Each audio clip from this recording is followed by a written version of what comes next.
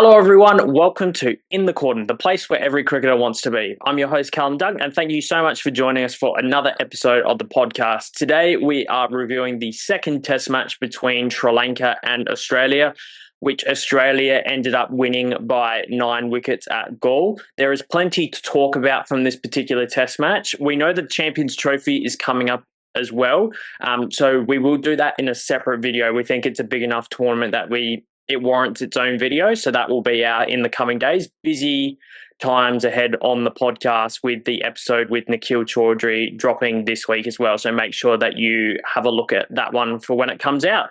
Joining me to discuss all the major talking points from this particular test match is Kartik. Kartik, good to see you again, mate. Thank you. Likewise, thank you. How are you?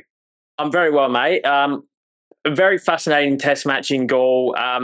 A little bit different to the first one with the fact that Sri Lanka were able to win the toss and bat first, but Sri Lanka had a real opportunity to boss this game. They had an excellent first session on day one, being 1 for 87, but unfortunately they lost 4 wickets in both the second and the third session of the day and were inevitably bowled out on day 2 for about 257.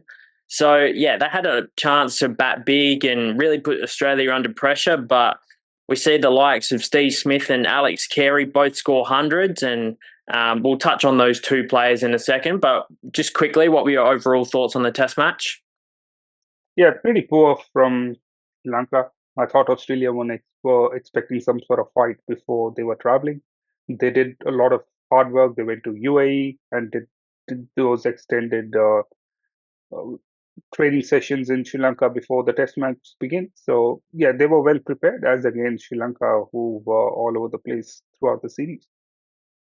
Yeah, it was very disappointing from Sri Lanka. I expected they would have been a lot more competitive at home, considering they were in the mix to make the World Test Championship final. They had to, prey on some other results in order to potentially get there, but it hasn't worked out for them on this occasion after they went down to South Africa. And I don't think anyone expected them to beat South Africa in South Africa, but you would have thought coming home, the fact they only get to play 4 test matches this year, they're not in the Champions Trophy. I feel like there was a lot of pride to play for Sri Lanka, considering losing by an innings and 242 runs in the first game. Yeah, I thought it was really poor. For a positive note for Australia, Cooper Connolly made his test debut, cap number 471. I don't think it was a super warranted debut. No disrespect to Cooper Connolly. I think he's going to be a fine player for Australia. I think he'll play over 50 test matches, and I certainly see the potential and why they like him. I just don't think the selection was warranted considering how well the team played in the first test match. And I know Todd Murphy didn't set the world alight in the first game, but I thought it was a really missed opportunity to get an extra game into Todd Murphy. You think he's going to be around in a couple of years' time when they go to India. But one thing that has certainly come to mind watching this series is Nathan Lyon is certainly going to be on that India tour in 2 years' time, because I don't think that there's anyone that's going to pip him, particularly in Australian conditions where he bowls so well. But 550 wickets, the great man's gone past. What a spectacular performance. What did you make of the selection with Connolly, but also the performance of Nathan Lyon and going past 550 test wickets? Yeah, definitely living up to the word GOAT. That's Nathan Lyon for you. Yeah, Connolly again wasn't really necessary. Having him in the side didn't really got those chances because Alex Carey and Steven Smith finished the game right then and there for you. With the bowling again, Kuhnemann was really good, 7 or 8 wickets in the game if I'm not wrong. So really good on that one. Yeah, Nathan Lyon just living up to his name. But if at all, this selection was all about giving youngsters the chances. So Nathan Lyon, I think, could have stepped back and given Todd Murphy a chance here, so that he exposes him for a bigger challenge. I would like to see how Todd Murphy performs without Nathan Lyon in a side. He would take the lead there. He would think, being the toffee, he can do more. So looking at the Indian series moving forward, Nathan Lyon, yeah, almost 40. Can he carry on for another 2 years? I doubt. So again, more chances should be given to youngsters in a game like this where a win is guaranteed. Yeah, I think it's just more. I think Nathan Lyon has proven how valuable he is in Asia. There was a period of time, particularly sort of that 2013 to 2016 sort of period, where he really struggled to bowl in the subcontinent. I remember the Sri Lankan tour of 2016 where we got absolutely pumped 3-0. He was pretty awful in that series, and there was a lot of talk about change and playing different spinners for the Indian tour of 2017, but him and Stephen O'Keefe were able to work it out in that 2017 series. And we've seen every time that Nathan Lyon's gone to Asia since then, he's performed admirably well. Found it hard on some really flat wickets in Pakistan, but still able to contribute with the ball in an amazing fashion. So, yeah, if Todd Murphy had have come on and was really dominating Shield cricket, yeah, I think it might have been a different conversation. But the fact that Gaz is still bowling really well, and Murphy's progress has sort of plateaued in the last 2 years. Yeah, I think he'll be definitely on that Indian tour. Let's talk about Steve Smith. We talked about he spent a lot of time going from 32 to 33 Test hundreds, and then he's just gone 4 Test hundreds in his last 5 games, and it's absolutely extraordinary. His captaincy throughout this series was spectacular as well. I'm such an advocate for Steve Smith being captain when we go to Asia because his tactical knowledge and way he manipulates the field is so effective. And I think Cummins is a great man manager, but he's not very strong tactically at points, particularly when it comes to the tail. I've been frustrated so many times by Cummins' captaincy when it comes to the tail, but I think Steve Smith is an extraordinary leader. If it wasn't for Sandpaper Gate all those years ago, I think he still would have been captain of Australia to this point in time. But yeah, extraordinary what he's been able to achieve in this series. And there was a remarkable stat. Him and Ricky Ponting are on the same amount of Test hundreds after 206 innings in Test cricket now. So Ponting's got a slightly better average at this point in time of their careers, but I'm not sure how long Steve Smith's going to play. I could see him pulling the pin at the end of the Ashes, but I could also see a world where he really tries to get himself up for the India tour and the Ashes tour in a couple of years. Well, in 2027, I suppose. Yeah, definitely one of the modern greats, and he should go down in the history books in the same fashion. Unless until he faces a rough patch again, he'll take a call. But at this stage, he's in red hot form, and I don't think anyone can even come close to his performances. So he should continue, and he's peaking at a later stage of his life, of his career. Champions Trophy, the World Test Championship in England would be a good test for him against South African quicks. And yeah, it'll be good preparations for Ashes as well. So let's see how he spills the beans. Yeah, I think every Australian would love to see Steve Smith play for as long as he can, but it's up to him how long he wants to play for. And I think we should just sit back and enjoy the show while we can. Let's talk about the Australian wicketkeeper, Alex Carey.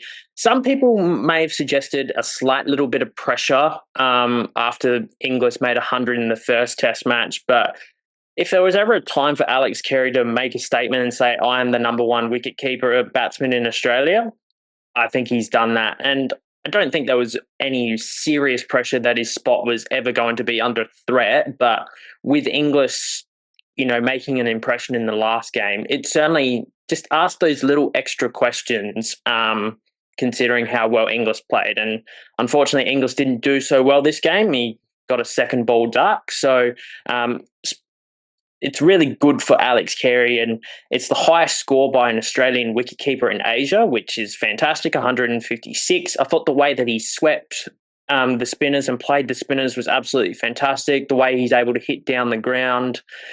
He was very selective. He was very watchful. And I think there's a case for him potentially batting higher in the order as well. I'd love to see him potentially bat at number 6 in Australian conditions because I think he has the technique and the temperament to do that. But once again, this is a very stacked Australian lineup with, a lot of people vying for those few positions in the top 6. So, yeah, it'll be interesting to see how everything plays out when it comes to the World Test Championship final in terms of the lineup, but overall, what were your thoughts on the Australian wicketkeeper? Yeah, I think just following the South Australian spirit when it comes to taking the attack on the opposition. Travis Head and now Alex Carey. So very positive. From the start, never looked like he's going to go there just to block some balls. He was there to score runs, and the intent was the difference between him and the other batters. And it just not this game, but in the last, even the Indian series as well, couple of innings that he played were very positive, and he was the talk of the town before the Indian series as well. People said, he would perform. He is someone to watch out for because he kind of domestic cricket that he was scoring a lot of runs. So yeah, incredible to see him and just getting those rewards now in the form of runs, and the intent, the positivity is something which is making the difference. So yeah, really good. As we were sort of going to record, there was some news that dropped about Matt Kuhnemann being reported for a suspicious action, suspicious bowling action. And this is very unfortunate for someone who has absolutely done wonderful in this series. But I think the thing that's really strange about this is Matt Kuhnemann has played 3 Test matches previously. He's played ODI cricket for Australia in the past 3 years. Like the last time that Australia was in Sri Lanka, he played 4 ODIs. You know, there's lots of ways that you could get a look at his bowling action through Shield cricket, through Big Bash, things that are, highly televised. He's gone and played county cricket for Durham in 2023 after that Indian series. So, yeah, this came as a surprise to me because I thought he bowled spectacularly throughout this series. I thought he bowled really well with the new ball. I think there's a few things he could potentially work on to be even more dangerous in the subcontinental conditions, particularly with an arm ball that just really skids on. He's got that one that turns and straightens to the right-handers from around the wicket down pat really well. But yeah, really positive series that he had, and unlucky probably not to be player of the series, but at the same time reported for a suspicious action. It's very, very sad to hear. What were your initial thoughts when the news broke only probably half an hour or so ago, as we're recording this? Yeah, I think Sri Lanka is doing a Murli to him. Murli was reported like like a dodgy action in Australia. They're doing it to Kuhnemann in Sri Lanka. So could be the case. But yeah, I didn't see any sort of issues there. Had they been an issue, it would have been reported in the first test, first innings, not on the last, after the second test. So as you said, he's someone who's played regularly in domestic circuit worldwide and with Big Bash and other places, Shield cricket here, and in the first test as well. Hardly any talks. Usually with players like this, yes. Recent example, Shakib Al Hasan. We heard a lot of news that he might get reported and so on, and then eventually he did. But with him, no, not really. So this is the first time we're hearing it, and I hope it's for the last time as well. Just rubbish. Yeah, we've seen what has happened when players have been reported for throwing. I know it rocked Chris Green for a couple of years when he was playing Big Bash, and luckily he's been able to sort out his issues. We see someone like Syed Ajmal, who was a terrific spinner for Pakistan, but wasn't really able to recover once he succumbed to those issues. So it's very unfortunate, and hopefully Matt Kuhnemann's able to sort that out pretty quickly, because I think he's actually pretty unlucky not to be in the Champions Trophy squad, which we'll talk about in a separate video. But I think he's pretty unlucky not to be playing some ODI cricket for Australia at the moment as they head to Pakistan in a week and a half's time. So we've got the ODI series, which is starting today, and Australia have announced their squad, which will be the same for the for the Champions Trophy. Big blow for Australia with Marcus Stoinis, Josh Hazlewood, Pat Cummins, and now Mitchell Starc not being available for that ODI series and Champions Trophy. I thought Australia, Hazel wasn't able to play, but Cummins was still able to play, and they were able to sort of keep the core of that team together that won the World Cup in 2023. It would have been Australia, very high up in the favouritism, I suppose, to win the tournament. But now with the injuries to their bowling attack in particular, and a lot of emphasis is going to go to Adam Zampa, and I think teams will target Adam Zampa. Yeah, I think it's big trouble for Australia, and I don't think their hopes of winning this tournament are particularly high now considering what's happened. So what are your initial thoughts? But we will touch on this more in a separate Champions Trophy video. Yeah, never looked high hopes from the start. Looking at how injuries came in and then few players backing out and getting retired and so on. Looks like the focus is on Test cricket, winning that World Test Championship. Have the reservations going into the Champions Trophy. So could be the case. We never know, but that's where I look at it. But looking at the squad, yeah, it doesn't look lethal. The bowling lineup, as you would have compared from Josh Hazelwood, Pat Cummins, and Stark. So yeah, they definitely need an experienced bowler going into those wickets. Yeah, it'll be interesting to see how the likes of Spencer Johnson, Sean Abbott, Nathan Ellis, and Adam Zampa work together. I know Ben Dorshus is in the squad as well, but yeah, I think that's a big ask for that particular bowling attack. Let's just quickly circle back to the Test series. One thing that we should talk about was the efforts of Kusal Mendis, the wicket-keeper for Sri Lanka. I thought he was exceptional in this game. I thought his glove work was really good. Had a little bit of a tough time in the first Test match with the gloves, but I thought his glove work was quite good. I thought he batted really well with the tail. Him and Mendis were able to have a really good partnership in the first innings, and then in the second innings he was able to go past another 50 score, considering wickets were falling around him. I thought it was a really good effort from the Sri Lankan wicket-keeper. And I suppose Prabhath Jayasuriya, who had a pretty poor first Test match at about 3 for 200, he was able to bounce back with a 5-wicket haul, and I think some of the deliveries that he was able to get out the Australians with is a blueprint of how to bowl to Australia in the subcontinent. I thought his delivery, particularly to Steve Smith, after Steve Smith had got 100, was an excellent delivery that was caught by Mendis, and just those ones that skid on when it's particularly hard to start in Asia was something that other teams could potentially look at. So what were your thoughts on Sri Lanka overall, and any other positive highlights from the series for the home side? Yeah, I think the last Test match, what it taught us was you need experience in your side.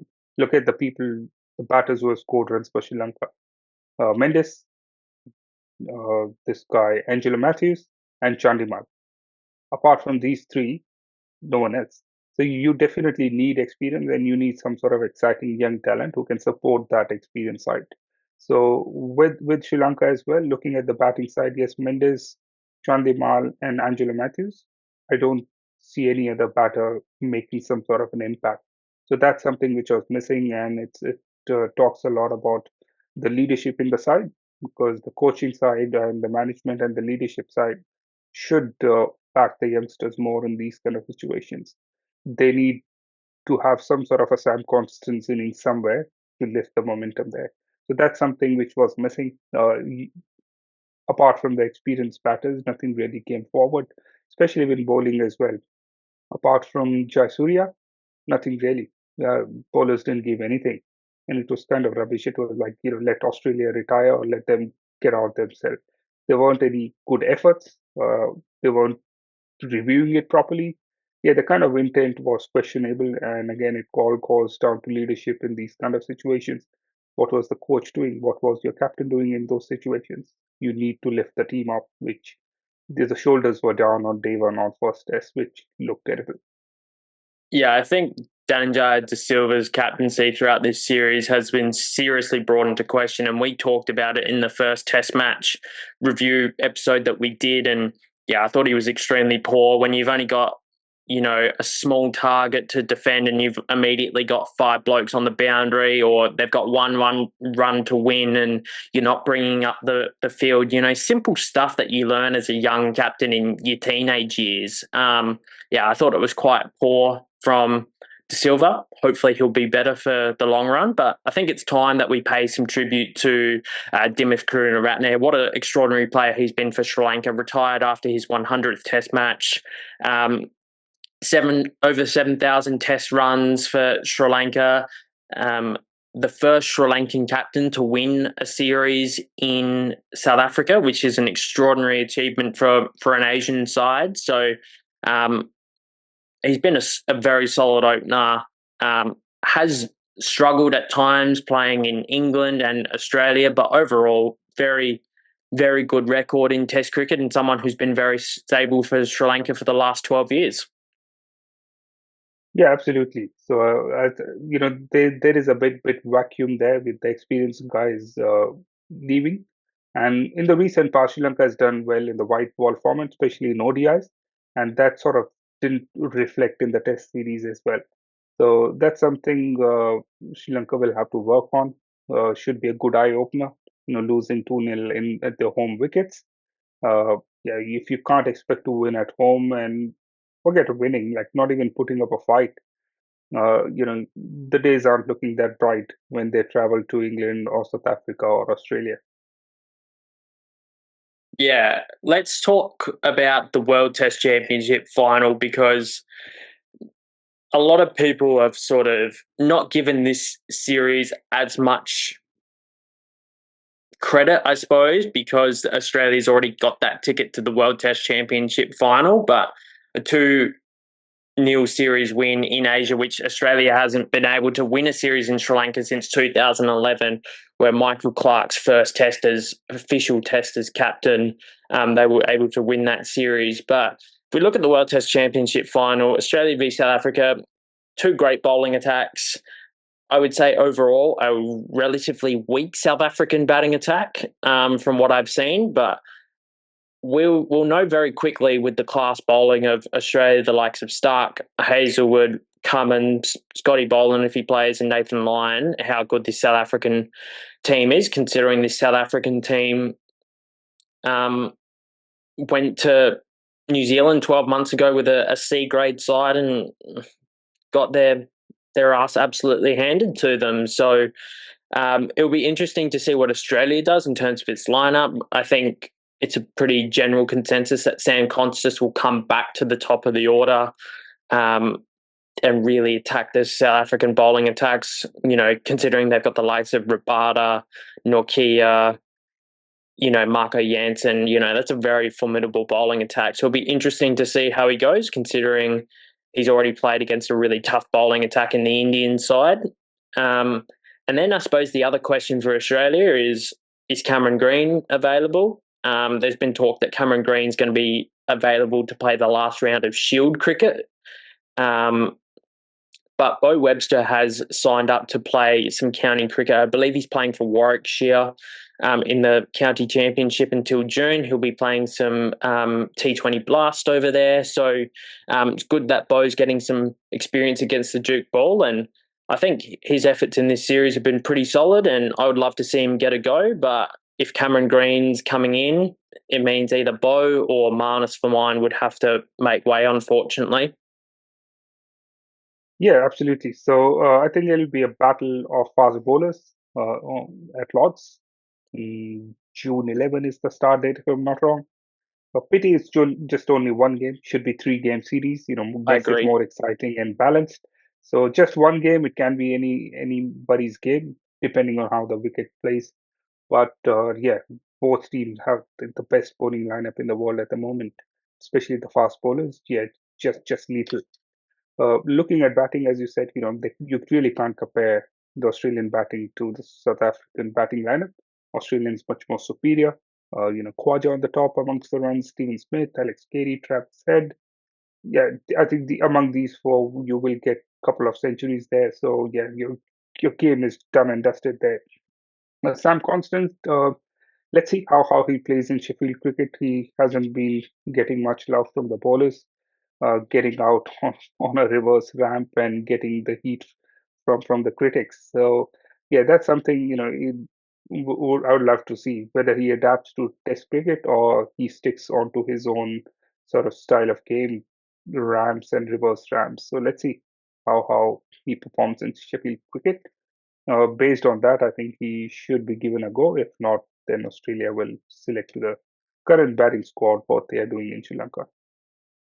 And what will your thoughts be on potentially Cameron Green playing in the World Test Championship final? Because, it's a big ask to get Cameron Green straight into the squad without playing any competitive cricket and straight into a test match. If he was able to play some county cricket, I think it would ease the worries, I suppose, about bringing him straight back in, considering how well Bo's played in the last 3 games. See, he's done well. He is good with the team in the kind of brotherhood that he enjoys among the team. He's been loved by the senior players there, and all depends on the mindset. Where you left. So if he's left cricket on a high, he knows he was performing consistently with the ball and with the bat. How the team welcomes him back. So it depends on that really. So it's if he feels that it's like he's just starting and continuing from where he left, should be all right. If not, then if he sees, oh, this is a different world altogether, then you go back into your domestic cricket, try to get that form and back into the national side. Yeah, I hope that we are able to get Cameron Green back at some point. But yeah, for me, I think if he's able to show that he's able to play some domestic cricket, ideally before the end of the summer, or able to go and play some county cricket in the lead up to the World Test Championship final, those kinds of reservations, I think, would be gone very quickly, because everyone would hate for him to come back, start bowling, and then break down mid-test match. I think him getting match practice, absolutely vital for him. But Kartik, just wanted to say a big thank you for your thoughts and your insights on this Australia v Sri Lanka series, and we look forward to seeing you again in the World Test Championship preview. Thanks, man. Thank you. Thank you to all of you who are watching the podcast at home. Please ensure that you follow and subscribe to all of our social media pages, and make sure that you follow along to wherever you get your podcasts. We'll see you on the next episode. Cheers.